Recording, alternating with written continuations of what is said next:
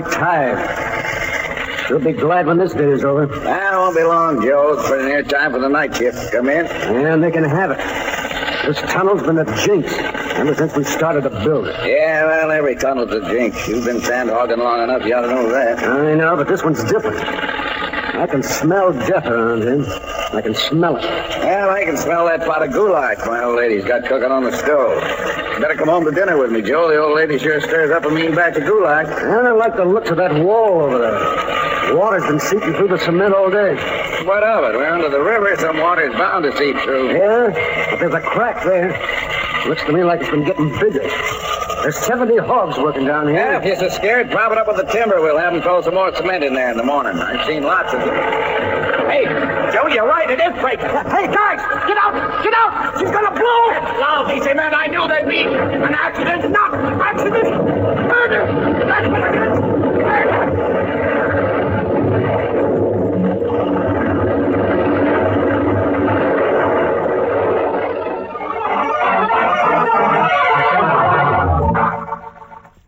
Dr. Danfield, student of crime psychology, has many times provided the police with a solution to a baffling crime. There's an interesting case ahead for the doctor today. We'll call it The Tunnel Smelled of Death.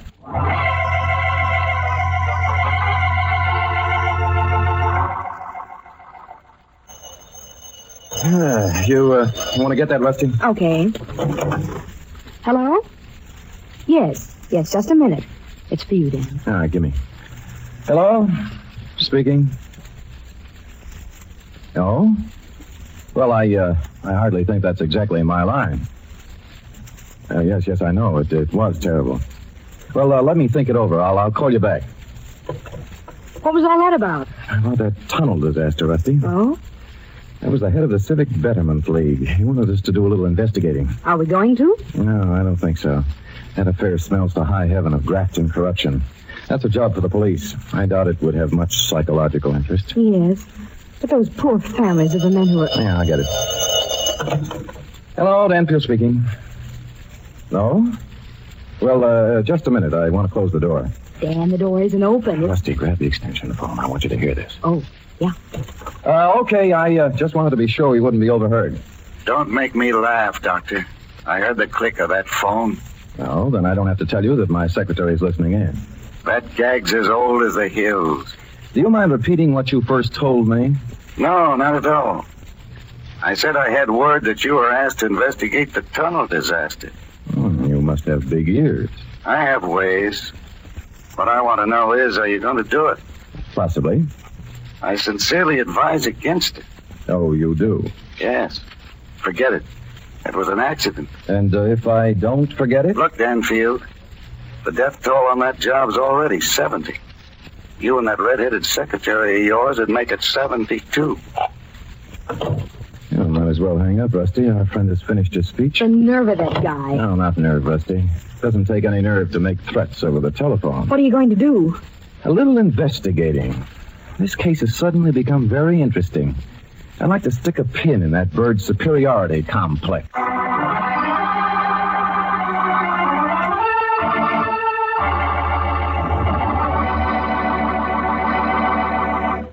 In a moment, we'll return for the second act of Danger, Dr. Danfield.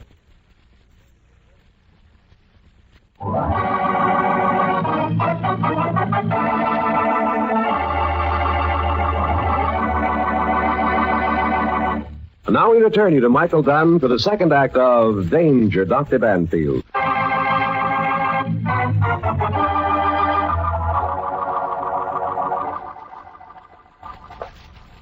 Well, I hope his honor the mayor is receiving this afternoon, Rusty. But, Dan, you don't suspect the mayor. Well, maybe yes, maybe no. We might as well begin at the top. Dr. Danfield. Dr. Danfield. Oh, good afternoon, publisher. Rusty, do you know Grant Stevens, publisher of the Eagle? Oh, how do you do, Mr. Stevens? How do you do? Danfield, are you going in to see the mayor? I am. Good, I'm going in with you. Well, now, what I'm about to ask the mayor is probably... Well, I know what you're here for. You're investigating the tunnel accident. Well, more people know more about my business today. And it's my business to know things. I'm running a newspaper. All right, come along. I suppose the only way to break up this racket is to give it plenty of publicity. And I'll do that. I certainly will. And let's go right in. Supposing his honor doesn't want us to come in. Well, we'll go in, all right. But your honor, I cannot do that. We'll simply have to lay off for a while, Orson. What's the matter, Danfield? Listen. But an investigation. I cannot afford an investigation. Let's go right in. All right. Good afternoon, Your Honor. What, why, how dare you invade the sanctity of my, good afternoon, Mr. Stevens. How do you do, publisher? Riley, Plum, this is Dr. Daniel Danfield and his secretary. You should know Mayor Riley Danfield. The other is Orson Plum, city engineer. How do you do? Dr. Danfield's here to investigate the tunnel disaster on behalf of the Civic Betterment Fleet. Investigate that terrible disaster. Terrible. Oh, yes, no, it was awful. I couldn't sleep a wink last night thinking of those poor men. To say nothing of the expense to rebuild it. But why start your investigation here? Well, I've got to start somewhere. I don't think I care to answer any questions. My office carries a certain amount of immunity, you know. Well, you will answer some questions. I and the power of my newspaper put you in this office, and my newspaper and I can put you out of it. If there's corruption here in the City Hall and incompetence in our engineering department, by Godfrey, I want to know about it. I'll spread it over every front page of the country. I'll expose the whole dirty mess to the whole wide world. But I know absolutely nothing about the accident. Very well. I'll answer Dr. Danfield's question. Of course. I'll be only too glad to assist in any way possible. Oh, thank you, Your Honor. So you know nothing about the building of this tunnel? The building of the tunnel, my dear sir, is the responsibility of the city's engineering department. Now, see here, Your Honor, you're not going I'll get to you in just a moment, Mr. Plum. Go on, Mayor Riley. I'm very proud of that tunnel, Dr. Danfield. I have fought for it courageously from the very beginning. Why should I want to see anything happen to my favorite project? I didn't say you did. Then why are you asking these questions? I haven't asked any yet. Ah. By the way, where were you when the accident occurred, Your Honor? I was out at my new country home, supervising the construction of a sunroom. Oh, you have a country home? Yeah, I most certainly do. A beautiful place. Cost me $60,000. $60,000? Yes. And just how much did that suit you're wearing cost, Your Honor? Why, $150. Why? $150 for a suit of clothes? Why, I never paid more than $45 in my life. Walk upstairs, Mr. Stevens. Well, don't be facetious, young lady. And his diamond ring, Dan. Yes, the diamond ring, Your Honor. I don't have to be catechized about my personal I rather belongings. think you're going to be, Your Honor. For instance, how is it that a man who has a yearly salary from the taxpayers of only $8,000 can afford a $60,000 home? I have certain investments. Plus $150 suit. Now, look, I'm not And going a $5,000 ring. That ring was given to me by one of my constituents. Wasn't your new country home given to you also by the Adamson Construction Company? The company that's building your new tunnel? No, it was not. Then where did the money come from to build your new home? What investments? Be specific. Well, If you don't tell me, you'll tell the FBI. That tunnel is being built with government funds. Well, a man in my position often gets gifts. Some people I'm able to do favors for. Nearly every city official does. Well, that'll make excellent reading material. That I didn't get anything from the Adamson Construction Company, and you can investigate me from here to high water. I doubt if you'll have to look any further, Dr. Danfield. Riley's got a guilty look if I ever saw one. The highest gift I ever received wasn't over $1,000. Looks pretty bad for his honor, Dan. Maybe. Now you, Mr. Orson Plum. Me? Yes. Up until the time of the accident, what work on the tunnel was it going along as anticipated? No, indeed. We've been having a lot of trouble. Hit a lot of hard rock and things we never counted on. The tunnel is going to cost $15,683,000 more than we expected. Now, with this accident, it'll cost another $2.5 million. You're pretty sure of your figures, Mr. Plum. I am. I'm a good engineer. Tell me, just how is the tunnel being constructed? Well, there are two 100-foot shafts, one on each side of the river. We've been tunneling toward the center, and we'll meet exactly 3,206 feet in. The tunnel has a bore of 36 4/10 feet. And you expect that the tunnels from each side will meet exactly? According to my calculations, they won't be more than 3/10 of a foot off. Mr. Plum, what, in your opinion, was the cause of the tunnel's collapse? I'm not prepared as yet to say. Could it possibly have been that the cement mixture was not up to specifications, or that not enough reinforcing steel had been used? No, Dr. Danfield, not that. That would make whoever was responsible liable to criminal prosecution. He'd be no less than a murderer.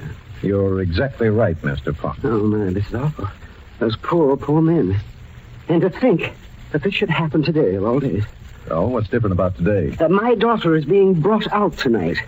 At least she was. Now, my wife is so upset over this affair that we'll have to have it postponed. Well, that shouldn't be so hard to do. Young lady, have you ever tried to cancel 1,048 invitations? Plus a dance band and the caterers? Phew, what a party. Just how much is your yearly take, Mr. Plum? Take? Yes, salary. 7,500. Less withholding tax, of course. Why? Brother, the tricks these fellas can do on $7,000 or $8,000. Yes, Rusty. I'm afraid I'm in the wrong business. Tell me, where did your graft come from, Mr. Plum? Dr. Danfield, that's an insult. Either tell me or the FBI. But I do receive a slight commission from some of the companies who do construction jobs for the city. I'll admit it's unethical, but And these are the two men that I and my paper helped put into public office. Well, Danfield, I've heard enough. I'm going to put out an extra. The Eagle will break up this gang of corrupt office holders, or my name isn't Colonel Grant Stevens. Mr. Stevens, please don't print this in your paper. I'm not responsible for the accident. I swear it. I'll resign if you want me to, but don't print it. It'll kill my wife. Your wife? You should have thought of your wife before you took your first bride. Thank heavens I've never married. Well, Rusty, I think the next thing for us to do is go down and take a look at that tunnel. I've got a hunch that the answer to this whole thing is about 100 feet underground. Oh, care to go along, publisher? Well, I haven't the time now. I've got to get that extra out. And as for you, Riley and Plum, you can read your political epitaphs on the front page of my paper in just exactly 1/2 hour. Good day, gentlemen. Wow, what a stuffed shirt. And Lawson, looks like the jig's up. Dr. Danfield, I must beg of you, don't go down in that tunnel. Oh, why not? It isn't safe. We pulled everybody out of there. And only keeping the pumps going to keep the water down. Well, I think Rusty and I can take care of ourselves. I wouldn't do it, Danfield. 70 dead men are enough. No use you two adding to the list. I don't think they want us to go down, Rusty. Doesn't look like it. What are we going to do? We're going down.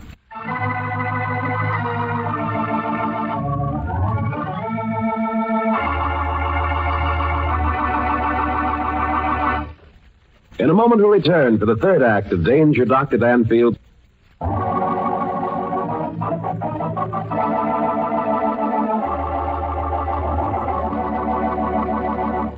And now back to Michael Dunn for the third act of Danger, Dr. Danfield.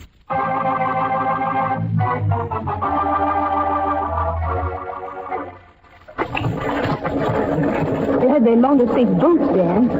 Sure wet down here. Yeah, the water's about 3 inches deep. Yeah, it's a wonder the whole river didn't come in when the walls fell. Those poor guys. I'd hate to be caught in a place like this. Like a tomb.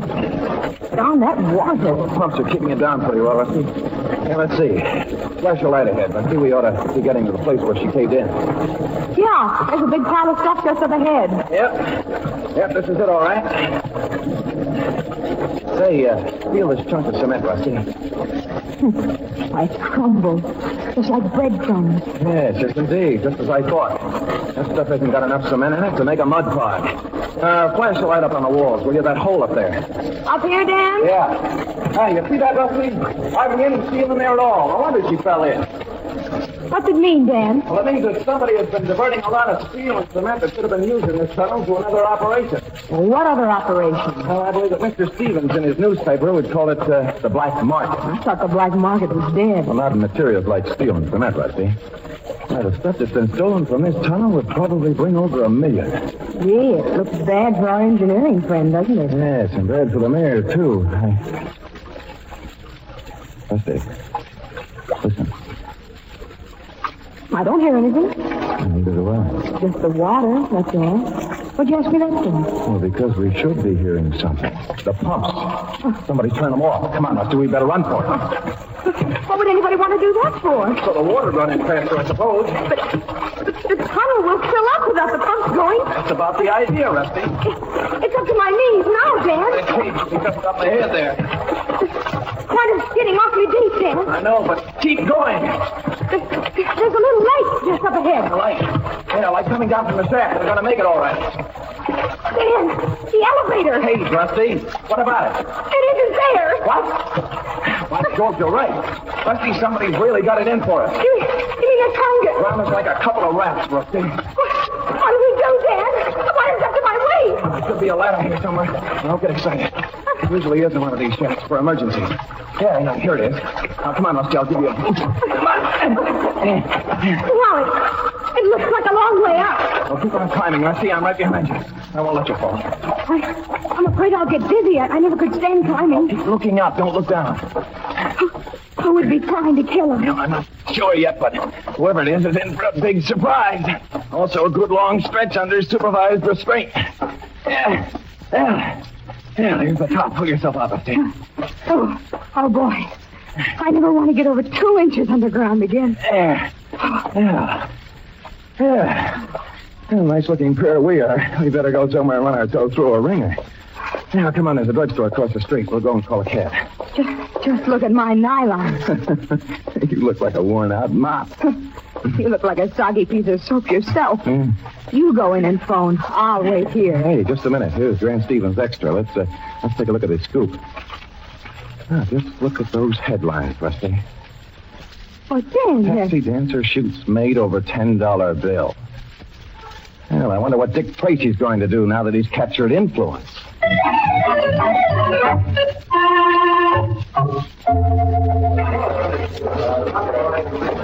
Yeah, that's Grant Stevens' private office over there. That glassed-in box? Yeah. That's just about as private as a show window at Macy's. He likes to watch his employees work, I guess. Well, anyway, he'd have a hard time telling anybody that he was out. And right now, he's in. You bet. Well, Dr. Danfield. Miss Fairbanks, come in. Come right in. Yeah, thanks, Stevens. Have a chair. Well, don't mind if we do. Yeah. Is that a goldfish bowl you got here? Well, this publishing plant's all mine, Danfield. I like to see it run. Well, you've sure got a good view. All 4 sides. Well, you got any news for me? I think we have. Good. Well, the last thing I heard, you were going down into that tunnel. What'd you find out? Any evidence? We found out that somebody didn't want us to come back up. Oh, what do you mean by that? Somebody shut off the pumps while we were down there and took away the elevator. Well, the dirty rat. Tell me who it was, and I'll blast his name from coast to coast. I'll get out an extra. Are you sure you know who it was? I'm quite sure. It could have been the mayor. Well, Mayor Riley? Why, that ungrateful... But I don't think it was. No, why not? The mayor is a little man, publisher. Oh, he's a grafter, all right, but I don't think he's smart enough to engineer a deal like this one. A deal where the profits will run into millions. Without the support you gave him in your newspaper, I believe he'd be running a saloon somewhere, stealing the change from his drunken customers. You know, Danfield, I suspected that for a long time. Yeah, what a mistake I made when I gave him my support. Well, I'll rectify it. I'll see that he's gotten rid of fast. Oh, he's not such a bad little guy, Stevens. I'm sure that he was greatly shocked over the deaths of those 70 men. Well, now, don't try to defend him, Danfield. As you say, a little man has no place as mayor of this city. Another thing that convinces me of his innocence in this tunnel deal, Stevens, is the way he spends his money. It's something new to him, so he brags about it and spends it like a drunken sailor. Evidence? His expensive clothes and his $60,000 estate. And his flashy diamond ring. Well, you may be right, Danfield. Well, that leaves it up to Orson Plum. George, I didn't think he was capable of such a thing. Neither did I. Why, he has to be. Well, let's see what kind of a chap he is, Stevens. In the first place, he's an engineer, methodical and quite brilliant in his line. Yes. Plum has all the degrees anyone could get in engineering. I looked into that before I gave him my support. I was very much impressed with the facts he had at his fingertips, Stevens, such as the exact cost of the tunnel, its length, size of bore, and so forth. Of course, he also took some money on the side, but here again, not in big amounts. Well, that still make him a thief. Perhaps, if you want to get technical. But let's lay that little matter at the feet of his wife, huh? His wife? Yes, she was ambitious, wanted to gad about in good society, give her daughter a chance for a fine marriage. Plum couldn't provide her enough from his rather small salary of $7,500, so when several construction companies offered him commissions for throwing a little work their way, he quite naturally took it. Well, I still don't see why he couldn't have been in on this tunnel deal. Because he was too good an engineer, Mr. Stevens. For all his faults, Orson Plum would never have allowed such a weak mixture of cement to go into a job that he was connected with. Never with his knowledge. He had too much pride in his work. Why, right now, I'll wager he's blaming himself for not inspecting that work more closely. And it'll be many a night before he'll be able to go to sleep without hearing the screams of those dying men in his ears. Well, if it wasn't Mayor Riley or Plum, who was it? Before I tell you that, publisher, and give you a chance to put out another extra, let me say that I'm positive that both the mayor and Plum know who the guilty party is. And I think with the proper handling, they can be made to tell. All right. Well, come to the point, Danfield. Who is this super crook? You, Grant Stevens. Me? Now, see here, Danfield. That's going a bit too far. Oh, is it? Why, I'll have you thrown out of here bodily. Before you do, you're going to get a bit of going over psychologically. Psychology, that schoolboy. You're a great man, Grant Stevens. You got big ideas. To you, there's only one letter in the alphabet, the letter I. In other words, you're an extrovert, a supreme egoist. What's that got to do with a caved-in tunnel? Of the three men implicated in the tunnel deal, Stevens, you're the only one capable of its conception. All your life, Stevens, you've worshipped two things, money and power. And you notice I put money first. Money's the only thing worth having. Well, according to your ideas, yes. That's the reason you never married. You didn't want anyone around to spend what you made or stole. Now, see you here, wouldn't even spend it yourself. You'd rather walk up a couple of flights to buy a cheap suit. You ride streetcars instead of taxicabs. You built yourself a little glass bowl up here so that you can watch your employees and see that they don't cheat you out of a day's wages. Yes, Grant Stevens, money is your one and only God. Well, supposing I do like money, that's my... You put Riley and Plum into responsible positions so that you'd have somebody to lord over. They made you feel as though you were actually running this city. Of course, you knew that sooner or later the poor construction work in the tunnel would be discovered. But what of it?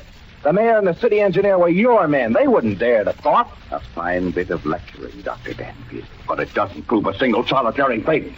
Why, I'll publish this whole interview in my paper, and I'll have you laughed out of town. Oh? The courts demand physical evidence, you know, and any judge would throw all your theories out in a lot of hogwash. Oh, so you want physical evidence? Well, don't you wish you had some? Take a look at this paper, Mr. Stevens.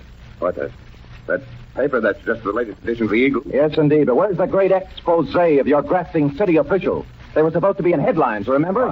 There isn't a word in this paper about that tunnel disaster, Stevens, except a couple of paid ads in the obituary column, put in there by a few loving widows. Well, I changed my mind. Oh, no, you didn't, Grant Stevens. You didn't even come near your newspaper office. Instead, you followed Rusty and me over to the tunnel shaft.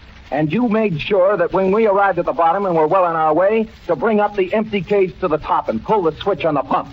You didn't print that expose because you thought that the only ones who knew anything about the scene in the mayor's office were 100 feet deep in the ground, all covered with nice, slimy water. Why, you, Danfield, I've got a strong arm squad around here to take care of meddlers like you. And I've got a good, strong arm to take care of skunks like you. Come on, Rusty. I want to wash my hands. Quick.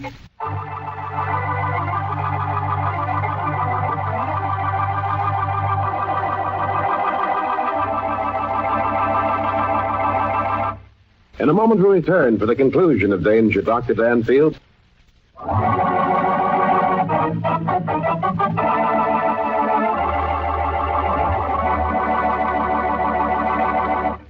Now we return you to Michael Dunn for the conclusion of Danger, Dr. Danfield.